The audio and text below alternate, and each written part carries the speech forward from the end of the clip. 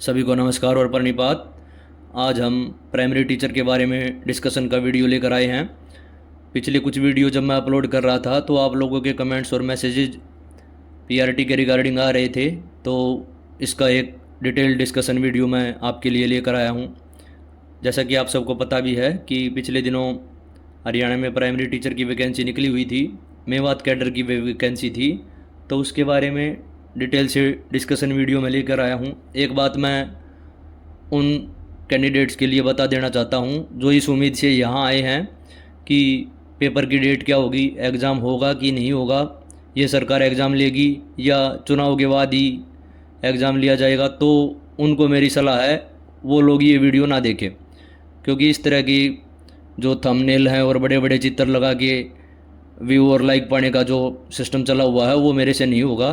तो आप जो सीरियस कैंडिडेट हैं, जो इस फील्ड की तैयारी कर रहे हैं, वहीं इस वीडियो से जुड़े, ये ऐसा मेरा अनुरोध रहेगा आपसे। एक आग्रह आपसे ये भी रहेगा कि इस वीडियो को उस व्यक्ति तक ज़रूर पहुंचाएं या उस बच्चे तक ज़रूर पहुंचाएं जो तैयारी कर रहा है वास्तव में, जिसको इसकी ज़रूरत है। आप वीडियो को लाइक शेयर सब्सक्राइब वगैरह करते रहिए। तो चलिए शुरू करते हैं।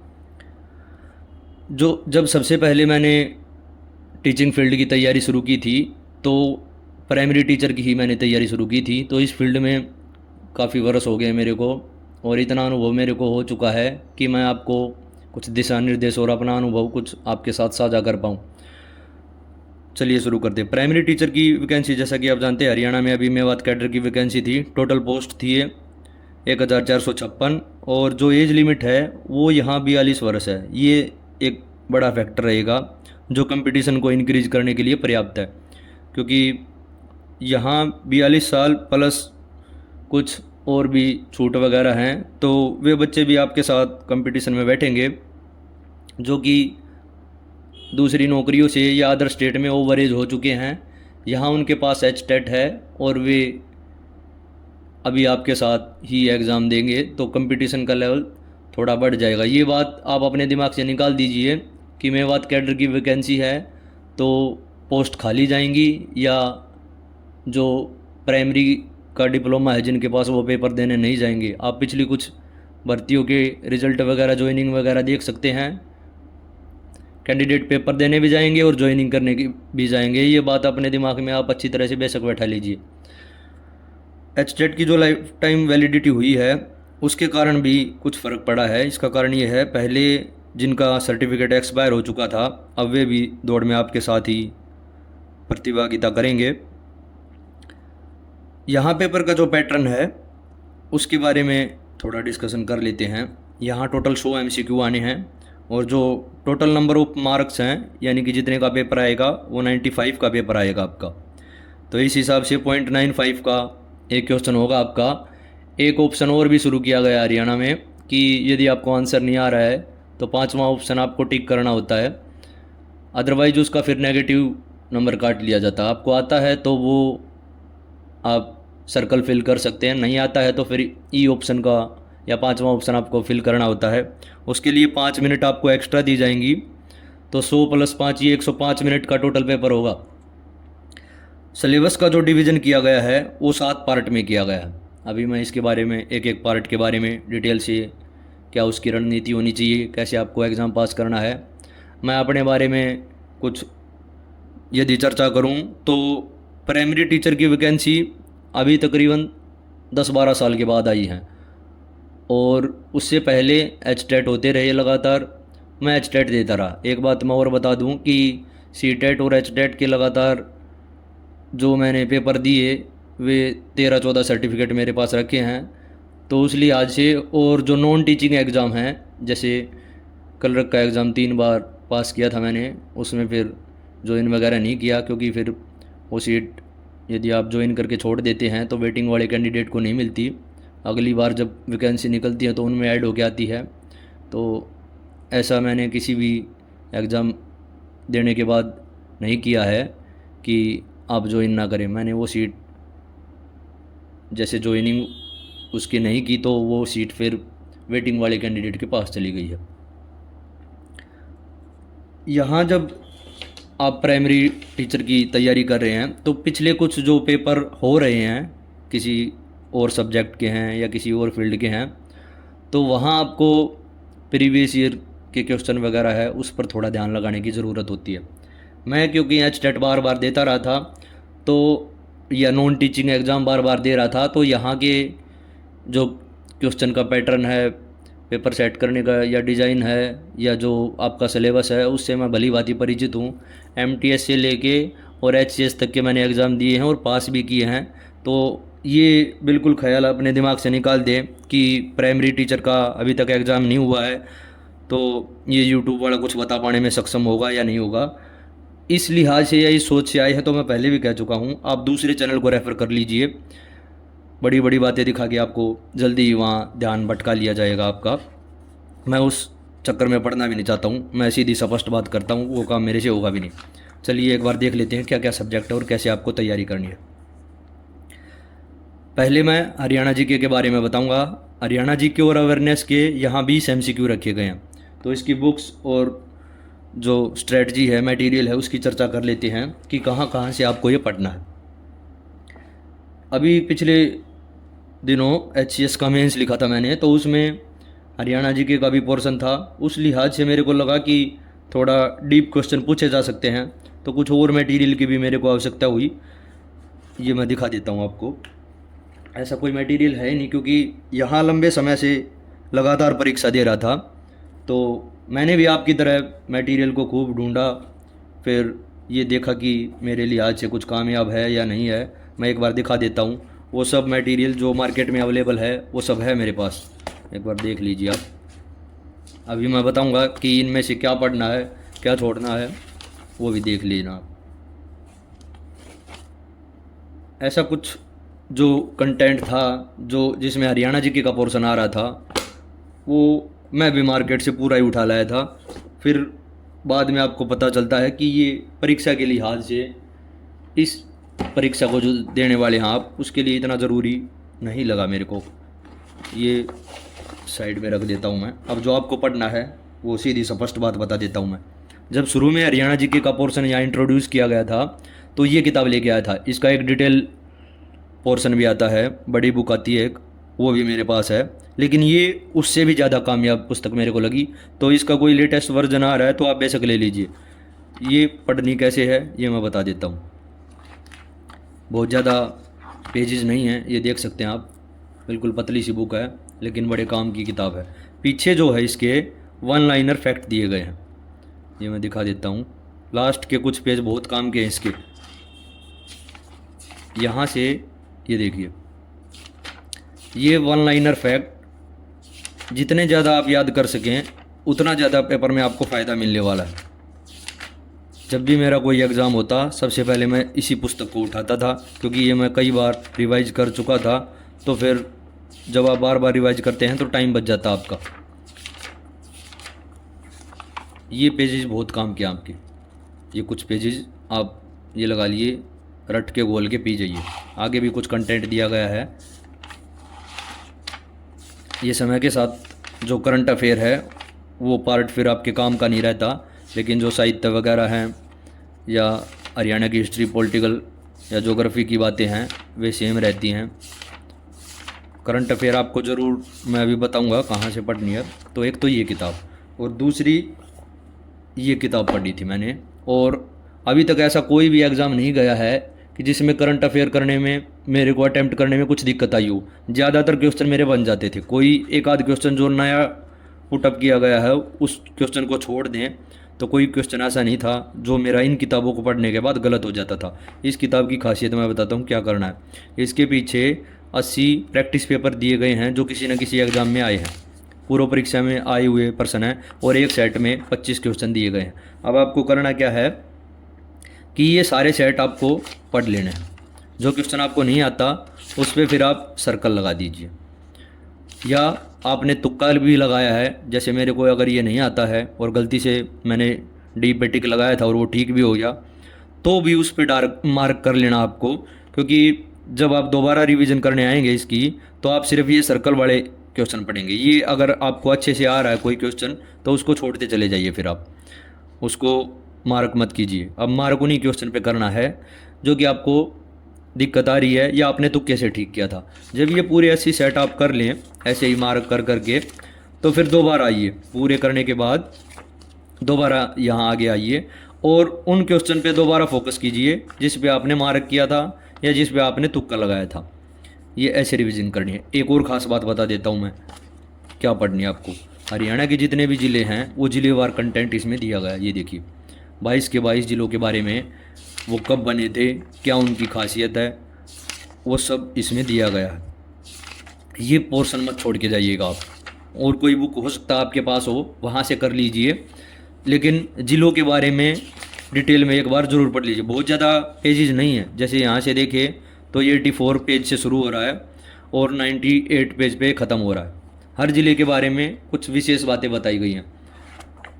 यहाँ जैसे मैप भी दिया गया है कि एक क्वेश्चन इस टाइप से भी आ जाते हैं कि जैसे ये ज़िला है, इसके साथ साथ कौन से ज़िलों की सीमाएं लगती हैं। कई बार क्वेश्चन यहाँ से भी निकल आता है कि यमुना नदी जो है वो बताइए कि हरियाणा के कौन से ज़िलों से होकर बहती है। तो ये बातें आपको ज़रूर पढ़ के जानी है। इसमें आगे भी जैसे मंदिर और गुरुद्वारे का सवाल बार बार आता है, मेले और आयोजन का भी, हरियाणा की जो संस्कृति वगैरह है वहाँ से भी क्वेश्चन पूछे जाते हैं।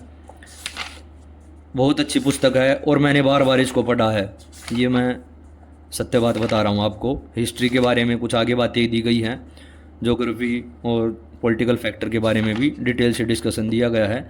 आप कोई दूसरी बुक अभी पढ़ रहे हैं या दूसरा सोर्स रेफ़र कर रहे हैं तो मैं ये कहूँगा, आपको सलाह दूंगा कि आप ये दूसरे की सलाह के बिल्कुल पीछे मत भागिए कि इसने ये बताई है, ये पढ़ के इससे पास हुआ है तो हम भी ऐसे ही करें। कोई दूसरा सोर्स आप लिए हुए हैं तो आप उसको कंटिन्यू रखिए, ये मेरी सलाह रहेगी आपको। मैंने जो पढ़ी थी, जहाँ से पेपर में क्वेश्चन आए थे और मेरे ठीक भी हुए, वे ये 2 किताबें थी। आप दूसरा सोर्स रेफ़र कर रहे हैं, उससे क्वेश्चन भी आ रहे हैं तो आप उसको मत छोड़िए। टॉपर्स की सलाह लेके या सेलेक्टेड की सलाह लेके आप अपने कंटेंट को बदल देते हैं या अपनी स्ट्रेटजी को बिल्कुल ही चेंज कर देते हैं, तो उससे ख़राब बात मेरे लिहाज से या मेरे अनुमान में कोई नहीं है। आप उसमें सुधार कर सकते हैं। उन्होंने क्या पढ़ा उससे कुछ अच्छी बातें उठा लीजिए, ये काम आपको करना है। 1-2 किताबें और आती हैं, वो भी मैं दिखा देता हूँ। ये जैसे किरण की ये किताब आती है, इसमें क्या दे रखा है कि पहले आपको डिटेल में उस चैप्टर के बारे में बताया गया, जैसे चंडीगढ़ के बारे में सब बातें डिटेल में बताएगी और उसके बाद उसके MCQ हैं। हर चैप्टर इसमें ऐसा ही दे रखा है। इसका एक बार इंडेक्स देख लीजिए आप। ये भी काफ़ी पॉपुलर किताब है और पिछली परीक्षाओं के पर्सन इसमें भी शामिल किए गए थे, क्योंकि मैं जब एग्ज़ाम दे रहा था तो उसमें हरियाणा जीके का जो पार्ट है वो ज़्यादा मार्क्स का आया हुआ था। अभी जो आप पेपर देंगे उसमें हरियाणा जीके 20 MCQ रखे गए उसमें। तो ये मैं आपको सलाह देना चाहूँगा कि 20 MCQ के लिए आपको बहुत ज़्यादा लंबी चौड़ी किताबों की ज़रूरत नहीं पड़ेगी। ये सलाह रहेगी मेरी आपको। इसमें हर एक पार्ट डिटेल से और पीछे फिर उसके MCQ दिए गए। कुछ गलतियाँ हैं इस बुक में, वो फिर आपको गूगल वगैरह से करेक्ट करनी पड़ेंगी, नहीं तो कोई लेटेस्ट वर्जन आया होगा इसका तो वहाँ से ठीक कर दी गई होंगी। मैं एक बात आपको स्पष्ट रूप से बता दूँ, 10-20 किताबों को एक बार पढ़ने की बजाय एक किताब को 10-20 बार पढ़ लीजिए, वो ज़्यादा बेटर ऑप्शन रहेगा। जैसे एक अरिहंत की भी बुक आती है, ये भी है मेरे पास, लेके आया था मैं, लेकिन इसको रिवाइज करने का मेरे पास इतना समय नहीं था क्योंकि एग्ज़ाम डेट जो है वो जल्दी आ गई थी। HCS मेंस की प्री में जो सवाल आते हैं वो यहाँ से ज़रूर आए थे, इन किताबों से। मेंस में नहीं पूछे जाते हैं हरियाणा जीके के सवाल, तो प्री के लिए आज से 1 लाइनर फैक्ट और PYQ की ज़रूरत थी, तब मैं इसको लेके आया था, लेकिन मैंने बहुत डीपली नहीं पढ़ी है। जो इंग्लिश मीडियम के छात्र हैं, इसका एक और वर्जन आता है जो थोड़ी लंबी चौड़ी पुस्तक आती है, वो भी बहुत बच्चे रेफ़र करते हैं। ये भी अच्छी बुक है, ये भी अच्छी बुक है, लेकिन मैंने जो लगातार और बार बार पढ़ी थी ये 2 किताबें थी। आप जो भी सोर्स यूज कर रहे हैं उससे पर्सन आ रहे हैं, आपका कॉन्फिडेंस लेवल बढ़ रहा है कि हाँ यहाँ से क्वेश्चन पुटअप हो रहे हैं। PYQ लगाइए, प्रैक्टिस सेट लगाइए और फिर आप जो पुस्तक पढ़ रहे हैं उसी को बार बार पढ़िए। तो ये हरियाणा जीके का काम। अब इसमें एक बात और है कि यहाँ हरियाणा जीके में करंट अफेयर का पोर्शन और आएगा।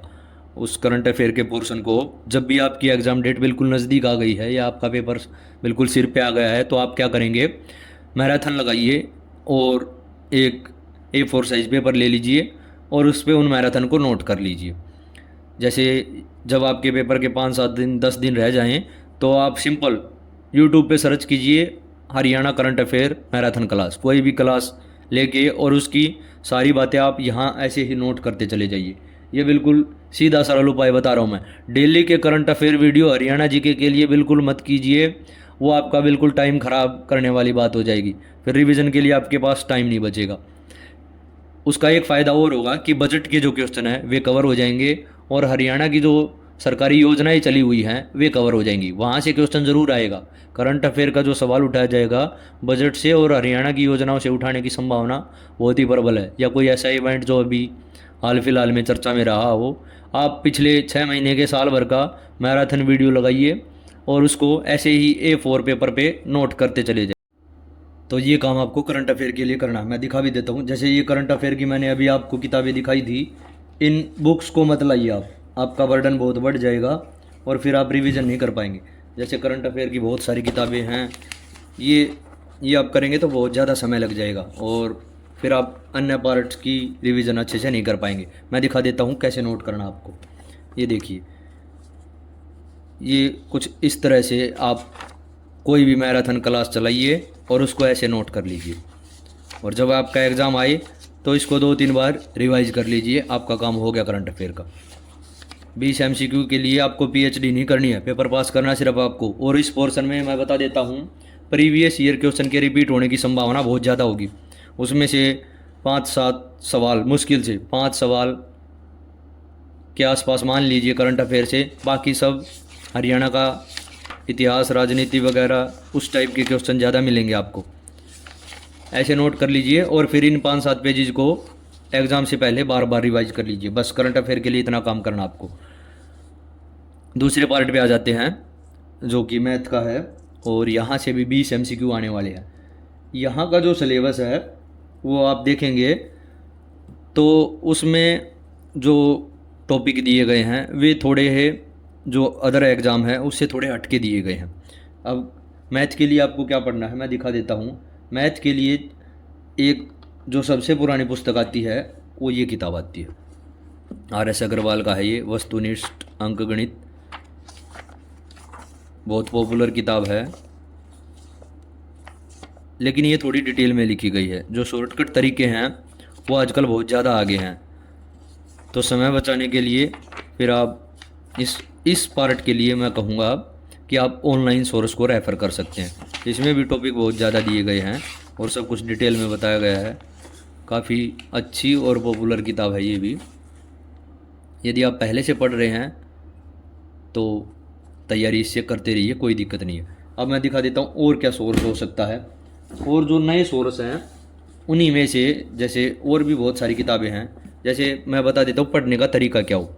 ये किताब ले आए मान लिया आप, और इसमें ये देखिए जैसे ये शॉर्टकट तरीके वगैरह बताए गए हैं। अब आपके सामने समस्या क्या होगी, यदि आपने इस टीचर से क्लास नहीं ली है तो आप इन शॉर्टकट तरीकों को नहीं समझ पाएंगे कि ये कहाँ से आया है, इतना 20 कहाँ से लिख दिया, 30 कहाँ से लिख दिया, ये बातें आप नहीं समझ पाएंगे। तो ये इस तरह की किताबें आपके काम की तब हैं जब आप इसी टीचर के स्टूडेंट रहे हों, ऑफलाइन ऑनलाइन में आपके इन्हीं की कक्षाएं ली हों और वे चीज़ें फिर आपने उतारी हों अपनी कॉपी में। तो इस तरह की जो किताबें मार्केट में आ रही हैं वो डायरेक्ट पढ़ने की नहीं है, वहाँ से आप पढ़े हैं पहले तो ही उस सोर्स को रेफ़र कीजिए। अब मैं सीधा सरल तरीका बता देता हूँ आपको क्या करना है। आपको यूट्यूब पे जाना है और जो जो टॉपिक आपके दिए गए हैं, जो टॉपिक दिए गए हैं उसको यूट्यूब पे सर्च कीजिए और उसकी मैराथन क्लास या वीडियो वगैरह वो निकाल लीजिए। सीधा सरल तरीका है। और उसके बाद क्या करना है, जैसे ही उस टीचर ने जिससे भी आप पढ़े हैं वो क्वेश्चन कराए, यहाँ उसका शॉर्ट मेथड आपने लिख लिया है। अब ये जब आपकी क्लास पूरी हो जाए तो क्या करेंगे, एक रफ कॉपी लीजिए और क्वेश्चन आपके इसमें होंगे, सॉल्यूशन आपके इसमें होंगे, शॉर्ट ट्रिक आपकी इसमें होगी। तो फिर आपको क्या करना है, उस रफ कॉपी में सिर्फ यहाँ से क्वेश्चन देखना है, नीचे वाला पार्ट नहीं देखना आपको। क्वेश्चन देखा और उसका सॉल्यूशन उस रफ कॉपी में करना शुरू कर दिया आपने, ये काम करना आपको। यहाँ से फिर आप आंसर तब देखेंगे जब आप उस शॉर्टकट तकनीक पे अटक रहे हैं। RS अग्रवाल की जो किताब थी उसकी खास बात क्या है, अभी भी जो कई टीचर ऐसे हैं जो मैथ पढ़ा रहे हैं और वे क्या करते हैं, शॉर्ट ट्रिक तो बताते ही हैं, इनके फिर थोड़े जो बेसिक मेथड है वे भी करवाते हैं, ताकि आप शॉर्टकट तरीके बच्चे जल्दी भूल जाते हैं, तो फिर उस बेसिक तरीके से आप उसको सोल्व कर सकें। RS अग्रवाल में यही बात दी गई थी। उसमें थोड़ा टाइम ज़्यादा लग जाता है, लेकिन मैथ में टाइम लगाया गया, यदि आपने लगाया है और आंसर आपका निकल आया है तो उसके ठीक होने की एक्यूरेसी की संभावना बहुत ज़्यादा बढ़ जाती है। ऐसे ही आपने जो भी टॉपिक उठाया और उसको नोट कर लिया, उसके क्वेश्चन, उसका शॉर्ट तरीका नोट कर लिया, और फिर आप रफ कॉपी लीजिए, और फिर ये सॉल्यूशन नहीं देखेंगे आप, ये सॉल्यूशन नहीं देखना, फिर सीधी आपने क्वेश्चन की लाइन पढ़ी और उस दूसरी रफ कॉपी में सीधा सोल्व करना शुरू कर दिया। जब आप अटक जाएं, आपको शॉर्ट तरीका याद नहीं आ रहा है, तब आप दोबारा इस पे आइए और देख लीजिए। फिर आपको कोई भी बुक वगैरह रेफर नहीं करनी है, या आपके हाथ से बनाए हुए नोट्स भी हो जाएंगे और किताब से भी पीछा छूट जाएगा आपका। अब क्या होगा इससे कि आप जब लिख रहे हैं तो कुछ बातें आपको ध्यान में तब रह जाएंगी, फिर प्रैक्टिस करेंगे तो वो चीज़ें और पक्की हो जाएंगी। मैथ का आपको यही तरीका है जो यूज करना है, इससे अच्छा बेस्ट तरीका कुछ नहीं है। एक जगह है, यदि आपके पास समय कम है तो मैराथन क्लास ले सकते हैं, या उस टॉपिक की वीडियो आप सीधा सिंपल यूट्यूब पे वो टॉपिक सर्च कीजिए जो आपके सिलेबस में दिया गया है, और जिस टीचर की क्लास आपको अच्छी लगे, सिंपल लगे, उसके ऐसे ही सॉल्यूशन उतार लीजिए, वो आपको समझाएगा। ऑडियो विजुअल फॉरम का फ़ायदा ये होता है कि वो आपको स्क्रीन पे क्वेश्चन दिखा के उसके बारे में बातें बता रहा है, तो दिमाग के रिकॉल करने की संभावनाएं बढ़ जाती हैं, बजाय आप सिर्फ बुक से पढ़ रहे हैं, बजाय सिर्फ आप ऑडियो से पढ़ रहे हैं। वहाँ ऑडियो वीडियो दोनों फॉर्म में अवेलेबल चीज़ है, टीचर आपके सामने करा रहा है। तो मैथ का मैं सबसे अच्छा तरीका यही बताऊंगा आपको कि आप ऑनलाइन सोर्स यूज कीजिए, टॉपिक का नाम डालिए और उसकी क्लास उतार लीजिए, और फिर बार बार रिवाइज कीजिए। मैथ के लिए जैसे सी टेट की तरह पेडागोजिकल इशू या एस्पेक्ट भी दिए गए हैं, जैसा कि आपके सी टेट में आते हैं। हरियाणा में जो एच टेट आता है वहाँ क्वेश्चन पे ज़्यादा फोकस रहता है, आपको क्वेश्चन सोल्व करने होते हैं। वहाँ पेडागोजिकल इशू के सवाल हैं या पेडागोजी है वो नहीं आती है सब्जेक्ट में। सी टेट में क्या होता है, जैसे 30 नंबर का आपका मैथ आया तो 15 नंबर के क्वेश्चन मिलेंगे, 15 नंबर की पेडागोजी मिलेगी आपको। वही कुछ वैसा ही पोर्शन यहाँ भी आने वाला है, तो आपको दोनों चीज़ तैयार करनी पड़ेगी। मैथ का पोर्शन आपको क्वेश्चन वाला भी तैयार करना पड़ेगा, प्रैक्टिकल क्वेश्चन वाला, और साइकोलॉजी या पेडागोजी वाला भी। मैं क्या करता था, जब सी टेट का एग्ज़ाम देता था तो इग्नू के कुछ मैथ के जो मॉड्यूल आते हैं वो मैंने निकलवा लिए थे, और फिर मैंने यहीं से पढ़ा था मैथ। ऑनलाइन आपको मिल जाएंगे ये चीज़ें, या किसी और पुस्तक से आप पेडागोजी ऑफ मैथ कर रहे हैं तो वहाँ से कर लीजिए, कोई दिक्कत नहीं है। मैंने ये पढ़ी थी, और यहाँ से फिर, क्योंकि कई बार जो पेडागोजी का जो लेवल है वो हाई कर दिया जाता है, और मैं बार बार परीक्षा दे रहा था और बार बार पेपर पास भी हो रहे थे, तो फिर मैंने उन्हीं सोर्स को फिर बार बार रिवाइज करना शुरू कर दिया। आप कोई दूसरा सोर्स भी इस पर्पज़ के लिए यूज कर सकते हैं। वो सोर्स क्या हो सकता है वो भी मैं आपको दिखाऊंगा। मैथ के लिए सिर्फ इतना काम करना आपको। अभी जो मैथ का पोर्शन है उसमें ज्योमेट्री वगैरह, वॉल्यूम वगैरह, मनी वगैरह, या फिर डाटा हैंडलिंग के कुछ टॉपिक डाले गए हैं, तो थोड़ी ज़्यादा मेहनत करनी पड़ेगी आपको। एडिशन, सब्सट्रैक्शन, मल्टीप्लिकेशन, डिवीज़न, कुछ इस तरह के पार्ट वहाँ रखे गए हैं। सिलेबस मैंने देख लिया, आप भी एक नज़र मार लीजिए उस पर। अब अगले पार्ट पे आता हूँ मैं। मैथ की खास बात ये है, जितने क्वेश्चन आप करके आएंगे और वहाँ आंसर निकला है सोल्व करते करते, तो आपको ये लगेगा हाँ इतने क्वेश्चन यहाँ, एक्यूरेसी की संभावना बहुत ज़्यादा होती है। स्कोरिंग सब्जेक्ट है ये। उसके बाद जनरल इंटेलिजेंस और रीजनिंग के पार्ट पे आते हैं। रीजनिंग का जो सिलेबस है वो देखेंगे जब आप, तो बहुत ज़्यादा दे रखा है, और इसके MCQ 10 हैं, लेकिन पढ़ के तो फिर भी आपको जाने पड़ेंगे। मैंने जो सोर्स रेफर कर रखा है, जिस भी एग्ज़ाम में जाता हूँ मेरे पास रीजनिंग की कोई दूसरी पुस्तक है ही नहीं। ये किताब है उपकार की, और नॉन वर्बल और वर्बल दोनों तरह के टॉपिक इसमें दिए गए हैं, ये देख सकते हैं आप। जब भी कोई एग्ज़ाम आता है और रीजनिंग उस पेपर में आ रही है तो मैं यही चेक करता हूँ। रफ कॉपी लेके और यहाँ से क्वेश्चन शुरू कर दीजिए, किसी गाइडलाइंस की वगैरह की ज़रूरत नहीं पड़ेगी। जो टॉपिक आपको इससे समझ नहीं आ रहा है फिर उसको आप यूट्यूब से देख सकते हैं, या दूसरा तरीका फिर से मैथ की तरह यूज कर सकते हैं। मैथ और रीजनिंग के लिए ऑनलाइन सोर्स आप भले ही यूज कर सकते, कोई दिक्कत नहीं है, बेस्ट सोर्स हैं। मैं यहाँ से पढ़ा था ना, मैंने किसी ऑनलाइन क्लास को रेफ़र किया था। मैथ, ये रीजनिंग का पोर्शन मैंने इसी बुक से किया था और हर बार क्वेश्चन आए हैं इस बुक से और ठीक भी हुए हैं। उपकार की है, आपके पास कोई और रीजनिंग की बुक है, वर्बल और नॉन वर्बल, ये मैं सलाह दूंगा आप दोनों करके जाइए। तो रीजनिंग के लिए ये करना है आपको। रीजनिंग में पेडागोजिकल जो चीज़ें हैं वो नहीं आएंगी, पेडागोजिकल चीज़ें वहीं आ रही हैं, साइकोलॉजी की चीज़ें जैसा सीटेट में आपके पास आती हैं। अब अगला जो सोर्स टॉपिक है या पार्ट है वो लैंग्वेज का है। हिंदी के 10 MCQ आ रहे हैं आपके पास। अब उस 10 में पैसेज भी आएंगे और कुछ पेडागोजी के सवाल भी पुटअप कर दिए जाएंगे, लेकिन यहाँ मैं सलाह दूंगा कि आप बेसिक हिंदी ग्रामर ज़रूर करके जाइए, क्योंकि जो क्वेश्चन आपको पैसेज के मिलेंगे उसमें ग्रामर के क्वेश्चन पुटअप कर देगा वो, जैसे पर्यायवाची बताइए या इसका समानार्थी ढूंढिए, इसका विलोमार्थक शब्द ढूंढिए, पैसेज में ढूंढने के लिए बोलेगा। तो अगर आपकी हिंदी अच्छी है तो आप वहाँ फिर फुल मार्क्स स्कोर कर सकते हैं। मेरी जो किताब है या रणनीति है, मेरी हिंदी शुरू से ही अच्छी है और ये जिसको बोलते हैं बटे में बटे या जितने का पेपर उतने ही नंबर वाला सब्जेक्ट है। DSSB में भी जो टीचिंग एग्ज़ाम में 20 नंबर की हिंदी आती है, वहाँ भी मेरे जितनी बार भी मैंने एग्ज़ाम दिया है लगभग 20 नंबर ही रहे हैं। कभी कभी किसी एग्ज़ाम में कोई बहुत ज़्यादा टफ सवाल पूछ लिया तो 19, मेरे को कभी याद नहीं मेरे को 18 नंबर भी मिले हो, 19 भी मेरे को बहुत कम याद है, 20 के 20 ही याद है मेरे को। वहाँ जो सिलेक्शन का जो विशेष कारण रहा उसका कारण एक हिंदी और GK अच्छी होना भी हो सकता है। ये एक 8वीं क्लास की हिंदी ग्रामर है जो स्कूल लेवल पे यूज़ की जाती है। आप क्या करेंगे, 8वीं 9वीं कक्षा की कोई भी हिंदी ग्रामर जिसमें सारे टॉपिक कवर किए गए हैं ये देख लीजिए एक बार, उसको ज़रूर पढ़ के जाइए आप। ये बिल्कुल बेसिक किताब है, आपको स्कूल के किसी बच्चे की मिल जाएगी या आपकी रखी है तो वहाँ से कर लीजिए।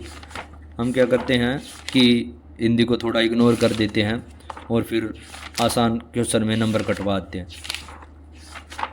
बेसिक हिंदी ग्रामर कर लीजिए, बहुत ज़्यादा टाइम नहीं लगेगा आपको, जल्दी जल्दी कवर हो जाएंगे। अब जबकि मुझे हिंदी का पोर्शन भी करना था, HCS मेंस में भी हिंदी आती है, तो उसके लिए फिर मैं ऐसे लेटर के लिए एक ये किताब और लेके आया था अरिहंत की। आप देख सकते हैं एक बार इसका भी मटेरियल। इसमें क्या दिया गया है कि पहले आपको टॉपिक समझाया गया है और उसके बाद में MCQ दिए गए हैं। कोई भी बुक ले लीजिए जो स्कूल लेवल की किताबें हैं, 8वीं 9वीं 10वीं की ग्रामर, मैं उससे अच्छा कोई तरीका या कोई सोर्स नहीं मानता हूँ। अभी जब भी कोई भी कितना भी बड़े लेवल का चाहे सिविल सर्विस का एग्ज़ाम हो, अगर उसमें हिंदी का पार्ट आ रहा है तो अभी भी मैं इसी किताब से शुरू करता हूँ। और भी बहुत सारी हिंदी ग्रामर मेरे पास, लेकिन हैं वे सारी स्कूल लेवल की। ये देख लीजिए आप, आपको जो भी हिंदी व्याकरण मिले जिसमें सारे कंटेंट या सारे टॉपिक कवर हो रहे हैं वो एक बार ज़रूर पढ़ के जाइए। बेशक 10 नंबर के MCQ हैं, लेकिन इतनी बेसिक नॉलेज हिंदी की आपकी होनी चाहिए। ये 2 किताबें, ये जैसे 6ठी से 8वीं की है, सरकारी स्कूलों के बच्चों के लिए ऐसी किताब लगवाई जाती है। आपको भी कोई मिल जाती है ग्रामर तो वहाँ से उसको बेसिक फैक्ट कवर कर लीजिए। एक ये है जैसे उपकार की, वही बातें, क्योंकि कुछ बदल नहीं जाएगा इससे।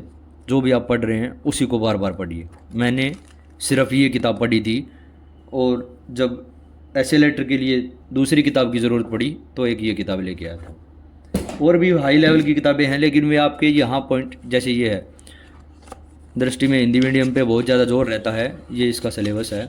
अगर आपके पास पहले से है तो बेशक पढ़ सकते हैं, कोई दिक्कत नहीं है। ये भी बहुत अच्छी पुस्तक है। इसमें कैसे दिया गया है कि पहले डिटेल में बताया गया है और पीछे जो MCQ आए गए हैं सिविल सर्विस के लिए वो दिए गए हैं या किसी और एग्ज़ाम में आए हैं। हरियाणा के पॉइंट ऑफ व्यू से लिखी गई थी और ये मेंस के लिए ही मैंने ख़रीदी थी। लेकिन यहाँ से जितना टॉपिक मैंने कवर किया या जितना पोर्शन, ये भी मान सकते हैं ग्रामीण पृष्ठभूमि को जो बच्चे हैं उनकी हिंदी व्याकरण अच्छी थी, मेरी भी बहुत अच्छी है, ये मैं सत्य बात बता रहा हूँ आपको। तो 8वीं 9वीं 10वीं में से कोई भी एक हिंदी ग्रामर जिसमें सारे टॉपिक कवर हो रहे हैं वो कर लीजिए। और जो पेडागोजी का पार्ट है, पेडागोजी ऑफ हिंदी है, उसके लिए मैं एक चीज़ और बता देता हूँ आपको।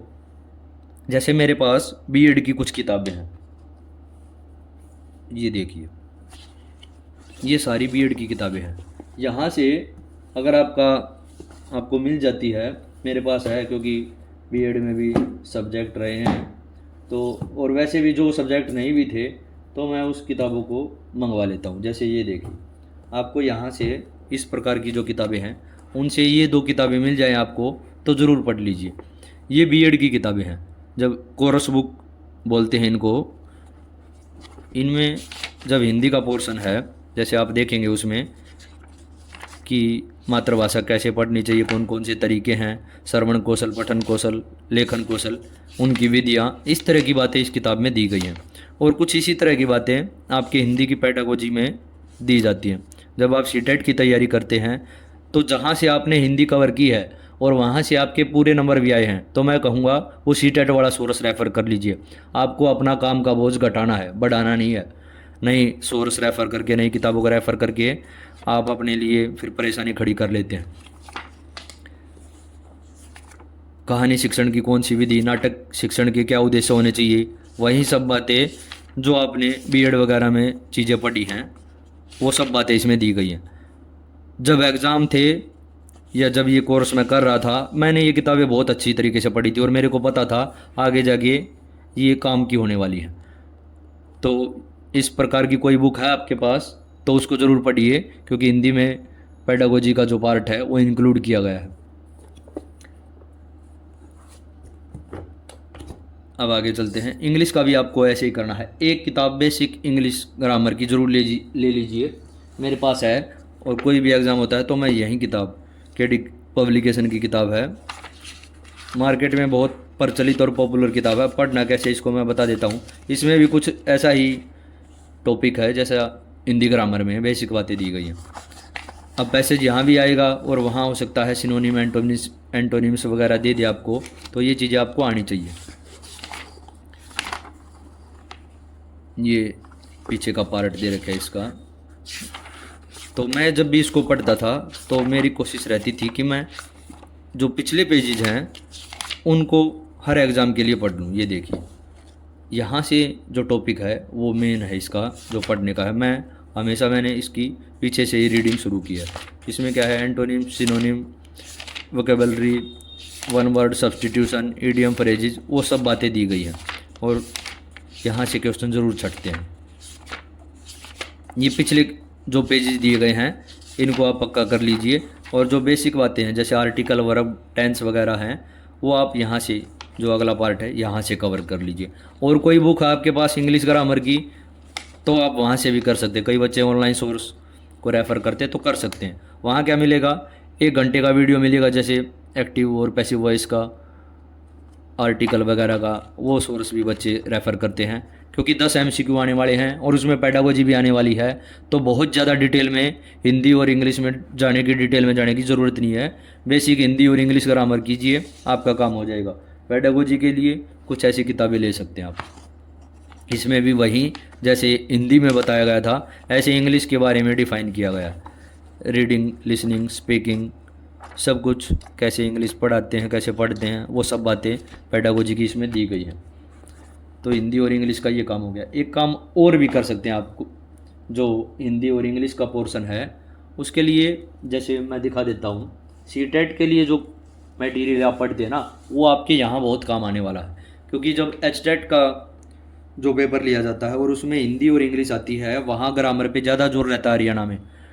लेकिन यहाँ क्योंकि पेडागोजिकल पार्ट दिया गया है तो आप सीटेट वाला जो तरीका है वो अपना सकते हैं। अब जैसे इस प्रकार की किताबें हैं, ये सीटेट के लिए लिखी गई किताब है, लेकिन आपके लिए यहाँ क्या उपयोगिता हो सकती है इसकी।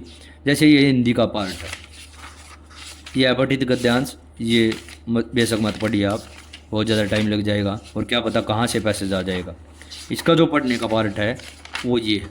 ये देखिए, किताब को आपको ये चीज़ें निकालने आनी चाहिए कि इस किताब में, इस पेपर में मेरे लिए क्या इंपॉर्टेंट हो सकता है। अब हिंदी का पार्ट है, ये चीज़ें कुछ पेजेज यहाँ आपके लिए ज़रूरी हो सकते हैं। आप किसी और सोर्स से पढ़ रहे हैं तो वहाँ भी होगा, ये पीछे इसके MCQ दिए गए हैं।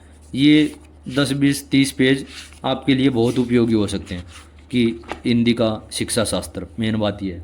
ऐसे इंग्लिश का भी पार्ट मिलेगा इसमें, तो मैं यहाँ से सिर्फ ये बातें पढ़ूंगा और पैसेज वगैरह, एंशिएंट पैसेज वगैरह नहीं पढ़ूंगा। ये बातें पढ़ने की है और यही बातें इस तरह की किताब में भी दी गई हैं। ये देखिए,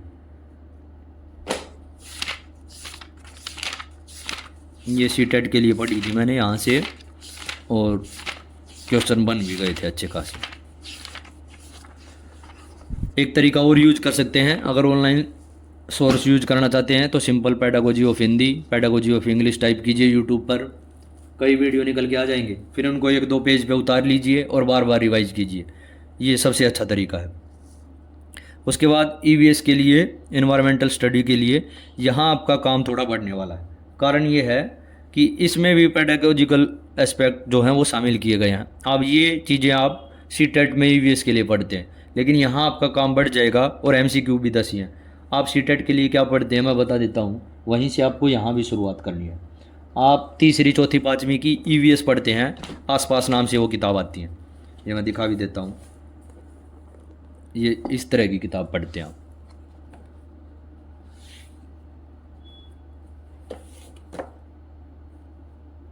ये देखिए, और सीटेट में यहाँ से क्वेश्चन आते भी हैं, लेकिन एचटेट में जब आप EVS का पोर्शन करने जाएंगे और सिर्फ इन्हीं किताबों के भरोसे गए हैं तो कोई नंबर नहीं मिलेगा आपको। वहाँ साइंस का पार्ट ज़्यादा आता है। अभी मैं बता देता हूँ आपको क्या करना है। आपको तीसरी, चौथी, पाँचवीं की जो EVS की किताबें हैं, जो आप सीटेट के लिए पढ़ते हैं, जो सरकारी स्कूलों की किताबें हैं, ये किताबें आपको एक बार ज़रूर रिवाइज कर लेनी है, क्योंकि जब पेडागोजिकल एस्पेक्ट उसमें शामिल किया गया है तो हो सकता है यहाँ से क्वेश्चन डायरेक्ट निकल आए और फिर आपको पछतावा हो कि एक बार रिवाइज कर जाता तो मेरा काम चल जाता। तीसरी, चौथी और पाँचवीं की ज़रूर पढ़नी है। एक ये भी पढ़नी है आपको, जैसे हमारी दुनिया नाम से आती है, 5वीं कक्षा की है। ये एक बार रिवाइज कर लीजिए, ज़्यादा से ज़्यादा 1-1.5 दिन, 2 दिन का काम होगा ये आपका। फिर आपको क्या करना है, आगे जो काम करना है वो बताता हूँ मैं आपको। उसके बाद आपको 6ठी, 7वीं और 8वीं की, कम से कम 6ठी, 7वीं और 8वीं जो NCERT की किताबें हैं साइंस की, वो निकाल लेनी। ये मैं दिखा देता हूँ एक बार आपको।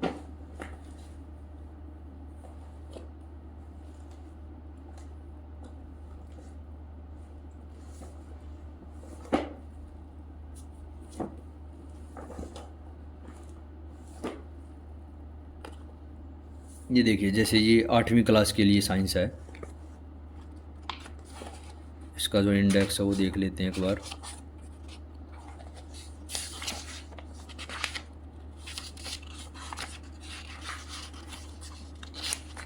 ये देखिए, उसमें जो आप सिलेबस पढ़ेंगे, फूड वगैरह, प्लांट्स वगैरह, एनिमल वगैरह के टॉपिक भी दिए गए हैं, तो यहाँ से आने की संभावना प्रबल है।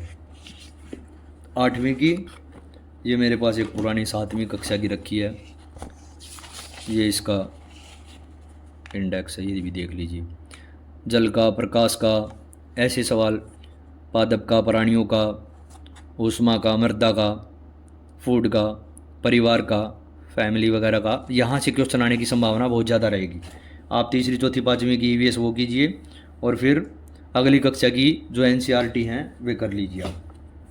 ये जैसे 8वीं कक्षा की है, इसका भी देख लेते हैं एक बार। HTET में बहुत सारे सवाल आते हैं यहाँ से, पहले ही बता रहा हूँ मैं, और इस भरोसे मत जाइए कि वहाँ EVS वाले काम से ही आपका काम चल जाएगा। बेशक 10 नंबर का है, बेशक पेडागोजी भी है, आपको ये करना ही पड़ेगा, नहीं तो कोई क्वेश्चन आपका फिर गलत हो जाएगा और दौड़ से बाहर हो जाएंगे आप। यदि मैं पेपर देता तो मैं अपनी सच्चाई बता देता हूँ, जब मेरे को अभी पेपर देना हो तो मैं क्या करता, मैं इसके साथ और एक एडिशनल सोर्स यूज़ करता। बेशक मेरा टाइम लग जाए, लेकिन जब डायरेक्ट क्वेश्चन आने की संभावना बढ़ जाती है तो मैं 6ठी, 7वीं, 8वीं की भूगोल भी लेता। क्यों? क्योंकि ये बिल्कुल पतली किताबें हैं, एक दिन में 2-2, 3-3 आप आसानी से निपटा सकते हैं। अब इनका पढ़ने का कारण मैं बता देता हूँ क्या है।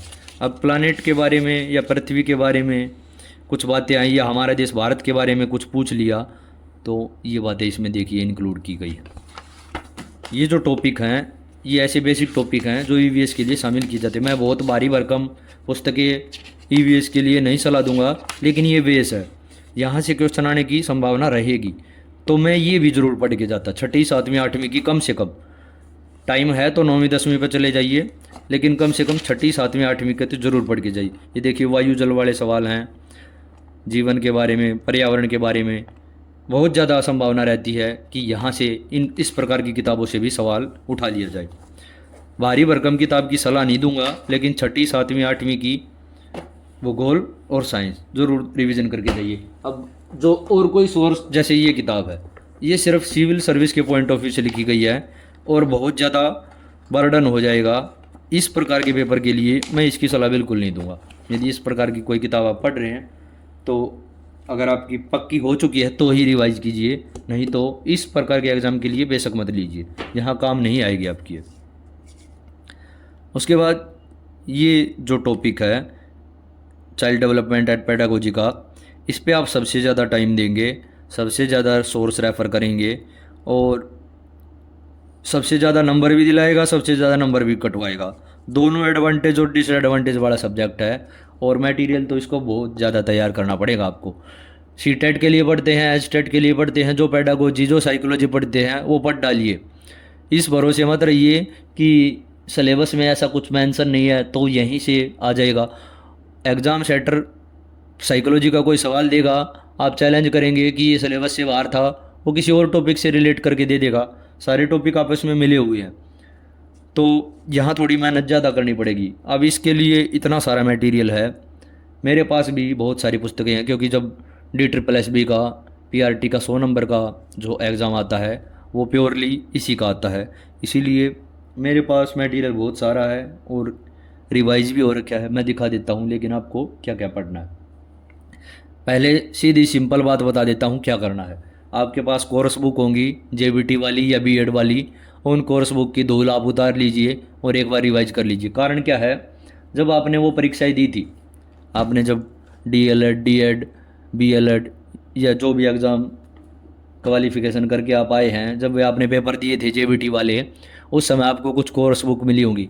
हैं तो अच्छी बात है, नहीं है तो कोई दूसरे सोर्स से कर लेंगे। जैसे मैं दिखा देता हूँ, एक दो किताबें मेरे पास पुरानी रखी हैं, ये देखिए।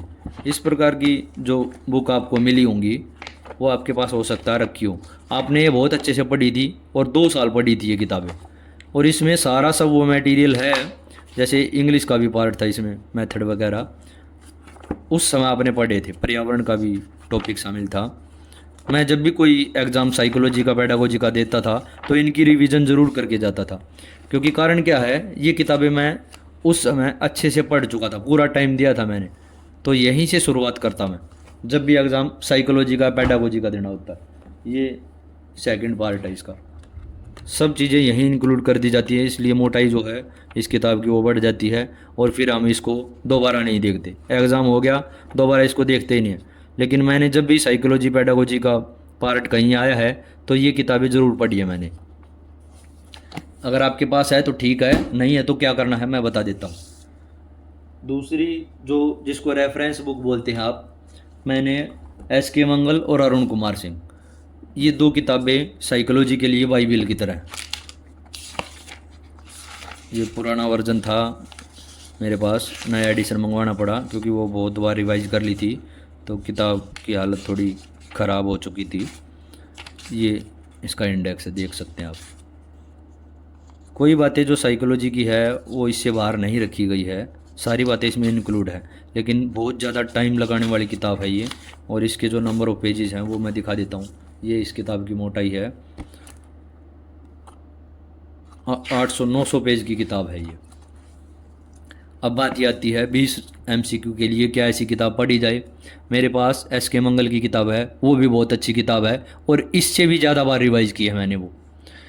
उसमें क्या है, जो आपके विधियाँ दी गई हैं या जो मेथड दे रखे हैं या जो किसी मनोवैज्ञानिक ने अपना जो परीक्षण करके दिखाया, जैसे आप पियाजे का पढ़ते हैं, कोलबर्ग का पढ़ते हैं या ब्रूनर का पढ़ते हैं या वाइगोट्स्की का पढ़ते हैं, तो उसमें भी बातें बहुत अच्छी तरह से लिखी गई हैं। आपके पास ऐसा कोई सोर्स है और आपने पढ़ रखा है तो ज़रूर रिवाइज कीजिए। मैं फिर कहूँगा इस पार्ट के लिए आपको बहुत ज़्यादा मेहनत करने की ज़रूरत है और ये डिसाइडिंग फैक्टर मिलेगा कट ऑफ के लिए, ये बेशक देख लेना आप। मैं जब भी एग्ज़ाम होता है तो इस पुस्तक की रिवीजन ज़रूर करके जाता हूँ, वो कोर्स बुक वाली और ये। उसके बाद मैं प्रैक्टिस सेट लगाता हूँ, जो भी मार्केट में मिला मेरे को वही प्रैक्टिस सेट मैंने लगाना शुरू कर दिया। एक काम आपको और करना है, क्योंकि ये रिस्क नहीं ले सकते आप एनसीईआरटी की 12वीं और 11वीं की मनोविज्ञान भी ज़रूर रिवाइज करके जाइए। कारण क्या है, एनसीईआरटी की किताबों से सवाल आने की संभावना बहुत ज़्यादा होती है। और हरियाणा के जो एग्ज़ाम है उनमें मैंने कई बार देखा है, चाहे आप जीके का पार्ट उठा लीजिए, चाहे साइंस का, चाहे ईवीएस का, एनसीईआरटी की किताबों से बहुत ज़्यादा प्रश्न आए हैं। तो ये 12वीं की साइकोलॉजी की या मनोविज्ञान की किताब है, बहुत अच्छे से डिफ़ाइन किया गया है। और इस किताब में जो बातें हैं वो आपको किसी दूसरी साइकोलॉजी की किताब में बिल्कुल नहीं मिलेंगी, ये साफ बात बता दे रहा हूँ। ऐसे ही 11वीं की जो साइकोलॉजी है उस किताब को ले लीजिए आप, मेरे को मिली नहीं थी तो मैंने फ़ोटोकॉपी करा ली थी, वो भी मैं दिखा देता हूँ अभी आपको। तो एक कोर्स बुक रिवाइज करनी है, वो आपने पहले से पढ़ रखी है तो ज़्यादा टाइम नहीं लगेगा, नहीं पढ़ रखी है या नहीं आपके पास तो ज़्यादा परेशान होने की ज़रूरत नहीं है। एक रेफरेंस बुक ले लीजिए जिससे टॉपिक आपके कवर हो जाए। और यदि अभी नज़दीक एग्ज़ाम है आपके तो मैं उम्मीद करता हूँ आप टॉपिक को रिवाइज कर चुके हैं, अब आपको सिर्फ प्रैक्टिस की ज़रूरत है। प्रैक्टिस जितनी ज़्यादा करेंगे, साइकोलॉजी की ये खास बात है, उतना ही ज़्यादा टॉपिक आपका ज़्यादा से ज़्यादा क्लियर होता जाएगा। और एग्ज़ाम हॉल में आपको लगेगा कि ये ऑप्शन कहीं ना कहीं मैं पढ़ के आया हूँ। वैसे कोई उस क्वेश्चन को घुमा फिरा के पूछ ले, लेकिन जो ऑप्शन वाली जो बातें हैं वो आपने कहीं ना कहीं पढ़ी हैं तो आप अपना आंसर निकाल लेंगे। उसके बाद जो और भी बहुत सारी बुक हैं, ये मैं दिखा भी देता हूँ। मेरे पास वो सारा मटेरियल है जो इस लिहाज से साइकोलॉजी के लिए आपसे, क्योंकि मैंने बहुत डीप स्टडी कर रखी थी इसकी। ये देखिए, वे किताबें मिल जाएंगी जो आपने पहली बार हो सकता है देखी हो, बहुत सारा कंटेंट है। लेकिन ये यहाँ इस पॉइंट ऑफ व्यू से पढ़ने की किताबें नहीं हैं। जब आपका 100 नंबर का पार्ट यदि आ रहा होता है ये, तो ये किताबें रेफ़र करने की ज़रूरत पड़ती है आपको। अब आप एक सोर्स रेफ़र कीजिए और फिर जितनी ज़्यादा हो सके प्रैक्टिस कीजिए। एक बात और है कि जब DSSB में MCD-PRT का पेपर था तो NIOS का जो पार्ट था वहाँ से कई क्वेश्चन आए हुए थे, तो फिर ये सोर्स तेज़ी से फैल गया। मेरे पास भी है, ये देखिए, ये NIOS के मेरे पास DLED के सारे मॉड्यूल हैं, लेकिन कंटेंट इतना ज़्यादा है कि 20 के MCQ के लिए आप इसको रिवाइज़ नहीं कर पाएंगे। इस सोर्स को रेफ़र करने की सलाह मैं तभी दूंगा जब आप साइकोलॉजी का सिर्फ यही सोर्स कभी से पढ़ रहे हैं और आपको याद भी हो चुका है, नहीं तो फिर आप नहीं पढ़ेंगे, इस सोर्स को अभी नहीं पढ़ेंगे। यदि आपने पहले इसी सोर्स से साइकोलॉजी तैयार कर रखी है तो ज़रूर पढ़ेंगे आप, फिर रिवीजन ज़रूरी हो जाती है। ये देखिए, सारे मॉड्यूल हैं मेरे पास, लेकिन जब लास्ट में जब पेपर सिर पे आ जाएगा तो आप रिवीजन नहीं कर पाएंगे इसकी। इसमें से कुछ सिलेक्टेड टॉपिक या सिलेक्टेड बुक आप पढ़ सकते हैं। वो क्या हो सकती हैं, जैसे जो लैंग्वेज का पार्ट है वो आपका यहाँ भी आ रहा है और दो हिंदी और इंग्लिश दोनों में आ रहा है, तो कुछ पार्ट जो है जैसे ये मैथ की रेफ़र की जा सकती है या फिर ये किताब रेफ़र की जा सकती है, ये पार्ट, क्योंकि भाषा की समझ बन जाएगी। हिंदी और इंग्लिश के क्वेश्चन यहाँ से निकल सकते हैं या मैथ वाली। फिर बता दे रहा हूँ, NIOS की आपने किताबें पढ़ी हैं, वहीं से आपने साइकोलॉजी तैयार किया है तो ज़रूर रिवाइज कीजिए। आप काम को मैं फिर बता रहा हूँ, आप घटाने का प्रयास करें, बढ़ाने का ना करें। इस टाइप की जो किताबें पढ़ी आपने या इस टाइप की जो किताबें पढ़ी हैं, ये अगर आपने पहले तैयार कर रखी है तो आप NIOS पे नहीं जाएंगे। वे तैयार कर रखिए तो फिर आप इन पे नहीं आएंगे, क्योंकि उनमें भी बहुत डिटेल में दे रखा है। फिर आपको यहाँ आने की ज़रूरत नहीं पड़ेगी। दो सोर्स आप रेफ़र करेंगे, तीन सोर्स रेफ़र करेंगे तो फिर रिवाइज़ नहीं कर पाएंगे, और रिवाइज़ नहीं कर पाए तो कितना भी पढ़ लीजिए एग्ज़ाम हॉल में रिकॉल नहीं कर पाएंगे और कोई फ़ायदा नहीं है। अब अगले क्वेश्चन पे आता हूँ कि प्रैक्टिस बुक या CTET HTET के लिए जो पढ़ते थे वो कितनी कामयाब है। वही पुस्तकें कामयाब हैं। यहाँ पर प्रैक्टिस सेट उन्हीं के लगाने हैं जो आप CTET HTET के लिए लगाते थे। मैं एक बार दिखा देता हूँ, मैंने मार्केट में ऐसा कोई भी प्रैक्टिस सेट नहीं छोड़ा है जो मिलता हो और मैं उसको रिवाइज़ ना करके गया हूँ। और इसी वजह से साइकोलॉजी का पार्ट बहुत अच्छा हो चुका था। ये मैं एक एक करके दिखा देता हूँ, आप देखते चले जाइए बस। हर वो मिल जाएगा, हो सकता है आपने कुछ जो राइटर हैं या पब्लिशर हैं वो प्रथम दृष्टि में भी देखे हों यहाँ पे, लेकिन मैं बता देता हूँ कुछ ऐसा है ही नहीं जो मार्केट में मिल रहा है और मैं उसको रिवाइज ना करके गया हूँ। लेकिन यहाँ से मैंने क्या किया, कैसे पढ़ा था, वो भी आपको दिखाऊंगा।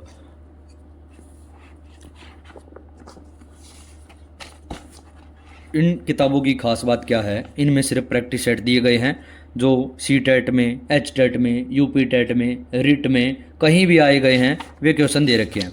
और यही तो साइकोलॉजी है, यहाँ से क्वेश्चन निकालिए और ज़रूर क्वेश्चन पेपर में मिलेंगे आपको।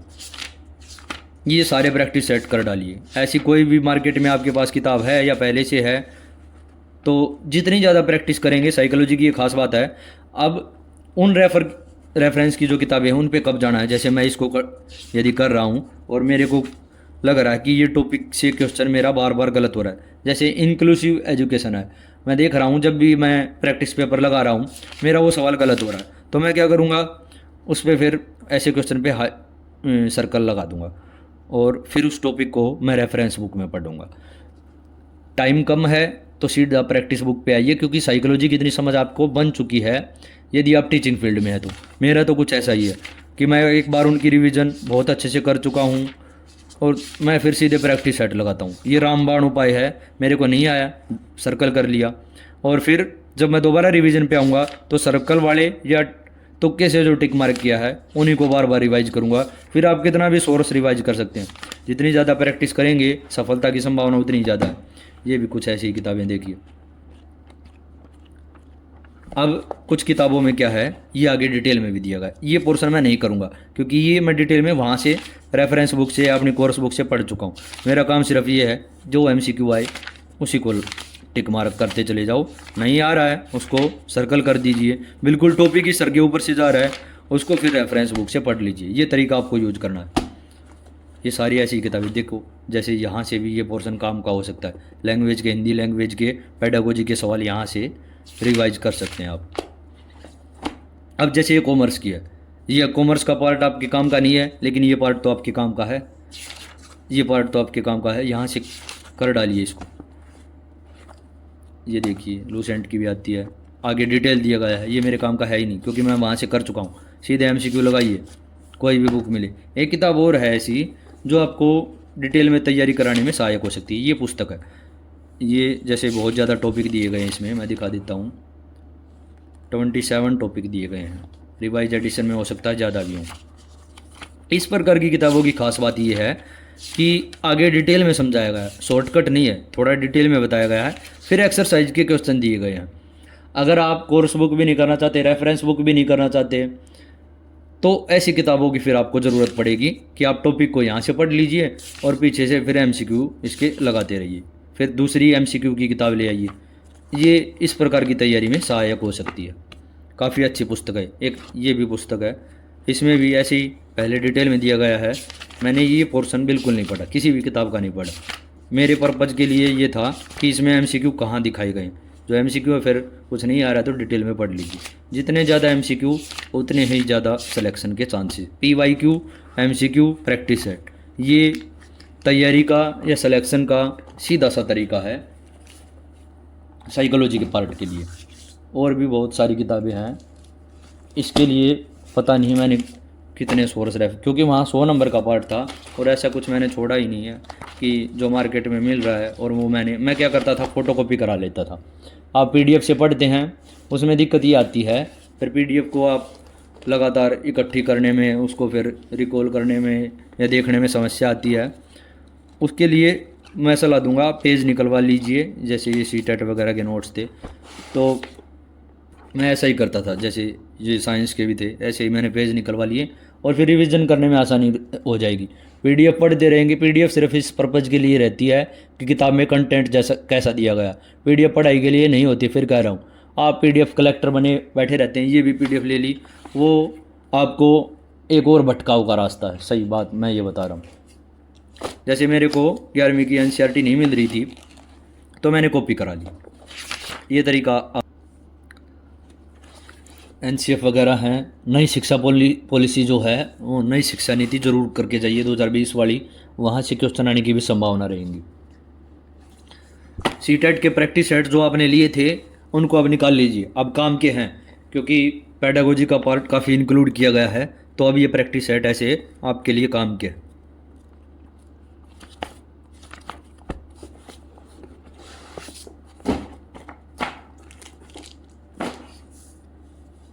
जितनी ज़्यादा आप प्रैक्टिस करेंगे, साफ बात ये है, सिलेक्शन के चांसेस उतने ही ज़्यादा बढ़ते जाएंगे। और दिखा देता हूँ, जैसे NIOS का जब चला हुआ था तो उसके कुछ ये देखिए नोट्स वगैरह थे मेरे पास, ये सब साइकोलॉजी की बातें हैं, और ये मैंने प्रिंट करके निकलवा ली थी। PDF से पढ़ता तो नहीं हो पाता फिर इतना काम।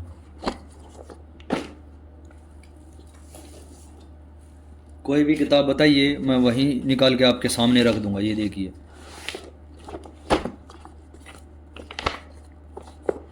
ये इसलिए ली गई थी क्योंकि साइंस का पार्ट हरियाणा में कुछ एग्ज़ाम में आ रहा था, तो वहाँ से फिर ये कवर करने के लिए इस प्रकार की किताबें ली गई थी। ये भी मार्केट में बहुत प्रचलित किताब है, TN अकेडमी की।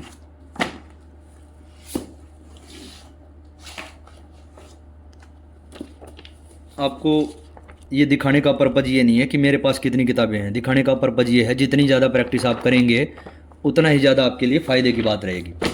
अब एक बात और देख लेते हैं लास्ट की, कि कंपटीशन कितना है। मैं बता चुका हूँ 42 एज है, और उसमें भी कुछ छूट प्रदान की गई है, तो वो सब बच्चे जो JBT कर रखे हैं, जिनका स्टेट पास है, आपके सामने कंपटीशन में मिलेंगे। अब थोड़ा डिमोटिवेशन भी होता है कि कई सालों में वैकेंसी आई है, मेरा नंबर आएगा नहीं आएगा।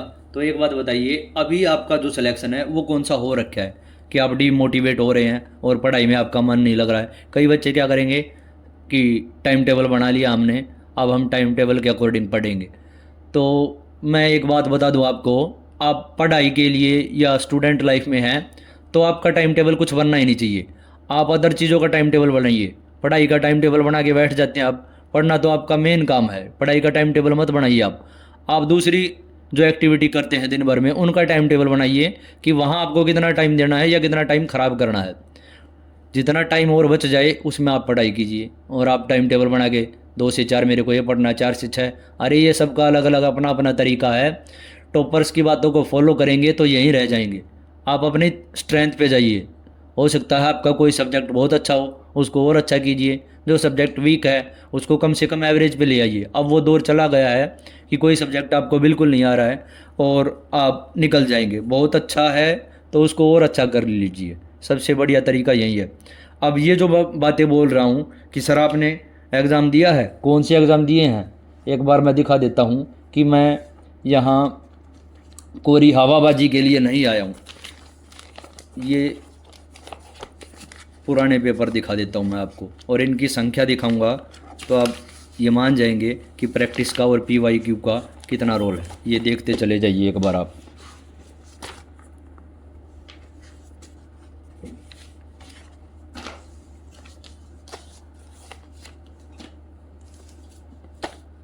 जिस भी फील्ड का कहेंगे उसी का है मेरे पास ये सामान। इतने PYQ, इतने प्रैक्टिस पेपर हैं। उसकी वजह ये है कि एग्ज़ाम में फिर आपको ऐसी चीज़ें नज़र आती हैं कि हाँ ये तो मैं कर सकता हूँ, ये मैंने करी हुई है। ये देख लीजिए, ये सारे प्रैक्टिस सेट ही हैं। जितने भी एग्ज़ाम में पेपर आए हैं ये सब दिए हुए हैं या पढ़े हुए हैं, ये देख लीजिए। तो आपको गलत गाइड करने का या इस प्रकार से कि आइए यहीं से सिलेक्शन होगा, ये किताब पढ़ लीजिए क्योंकि मैं पढ़ के आया हूँ, तो इस तरह से दिशा भ्रमित करने का मेरा कोई प्रयास नहीं है। ये सारे मैंने अपनी मेहनत से ही किए हैं और पास भी किए हैं। तो ये सलाह मैं आपको ज़रूर दूंगा कि यदि मैं आपको कुछ बताने आया हूँ तो उसका कारण आप ये मान सकते हैं कि जो इन चीज़ों से निकला हुआ है वहीं आपको सही गाइड कर पाएगा। अब जिस अध्यापक से आप पढ़ रहे हैं उसके बारे में आपको जानने का भी पूरा अधिकार है, ये बात आपकी मैं पूरी तरह से सहमत हूँ। तो वीडियो को फिर मैं अब समाप्ति की तरफ ले जाना चाहूँगा। कुछ हो सकता है गलतियाँ भी मेरे से रही हों तो उसके लिए क्षमा प्रार्थी हम। लेकिन एक बात मैं आपको फिर से आग्रह करना चाहूँगा, जिस बच्चे को ज़रूरत है उस तक ज़रूर पहुँचाइए। हो सकता है एडवर्टाइजमेंट का या ऐसे तरीके यूज करने का मेरे पास ना तो इतना समय है और ना मैं ऐसे तरीक़ों को यूज़ करना चाहता हूँ कि पॉपुलैरिटी दिन प्रतिदिन इस तरीके से यूज़ कर लूँ, उस तरीके से यूज़ कर लूँ, वो काम मेरे से नहीं होगा। लेकिन जो चैनल को सब्सक्राइब, लाइक, शेयर वगैरह का काम है वो आप करते रहिए, ताकि मेरा भी हौसला बढ़े और आपके लिए इसी प्रकार के दिशा निर्देश के या मार्गदर्शन के या अनुभव की वीडियो मैं आपके लिए लाता रहूँ। तो लाइक, शेयर, सब्सक्राइब करते चलिए। अब मैं अपनी लिखी कुछ पंक्तियों से इसको ख़त्म करना चाहूँगा। मैं लिखता रहता हूँ और दिमाग को एक्टिव रखने के लिए या आप डिमोटिवेट ना हो, इसके लिए ये चीज़ें ज़रूरी भी हैं। आप सारे तो नहीं, कर कुछ हैं जो सारा दिन रील्स में समय बर्बाद करते रहते हैं और फिर बाद में पछतावे के सिवा इन चीज़ों का कोई फल नहीं निकलता है। तो अच्छी चीज़ों में और क्रिएटिव चीज़ों में, रचनात्मक चीज़ों में अपना समय लगाइए। इसी के साथ मैं कुछ अपनी लाइनों से इसको ख़त्म करना चाहूँगा कि ज़िंदगी सिर्फ परीक्षा और परीक्षाओं के लिए थोड़ी ना बनी है। ज़िंदगी सिर्फ परीक्षा और परीक्षाओं के लिए थोड़ी ना बनी है। कोटा छत से जो लाश गिरी है वो लथपथ और खून से सनी है। कोटा की छत से जो लाश गिरी है वो लथपथ और खून से सनी है। हर कोई थोड़ी ना यहाँ असामान्य प्रतिभा का धनी है। इसीलिए तो व्यवस्था के ठेकेदारों से हर बार मेरी ऐसी ही ठनी है। आज पूछ उसी की है जो जितना ज़्यादा बेशरम और जितना ज़्यादा जेब में मनी है। धन्यवाद।